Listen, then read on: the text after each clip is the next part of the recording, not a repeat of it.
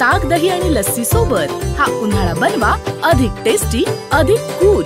गोकुळ सोबत गोकुल। आमदार पी.एन. पाटील यांचे पार्थिव काँग्रेस कार्यालयात आणण्यात आले। त्यावेळी कार्यकर्त्यांनी दर्शनासाठी मोठी गर्दी केली होती। काँग्रेस भवन येथे पी.एन. पाटील यांचे पुत्र राहुल व राजेश उपस्थित होते। अत्यंत शोकाकुल वातावरणात हजारो लोकांनी पार्थिवाचे दर्शन घेतले। पी.एन. पाटील हे काँग्रेसशी एकनिष्ठ होते। 2 वेळा ते काँग्रेसचे आमदार म्हणून निवडून आले होते। पार्थिव काँग्रेस भवन येथे आणल्यानंतर हजारो कार्यकर्त्यांनी गर्दी केली।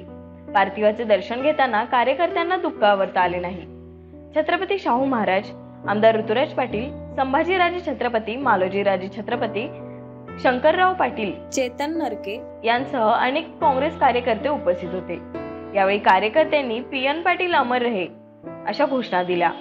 11 वाजता पार्थिव फुलेवाडी येथे त्यांच्या गॅरेजवर व त्यानंतर सडोली खालसा या त्यांच्या गावी अंत्यविधीसाठी नेण्यात आले।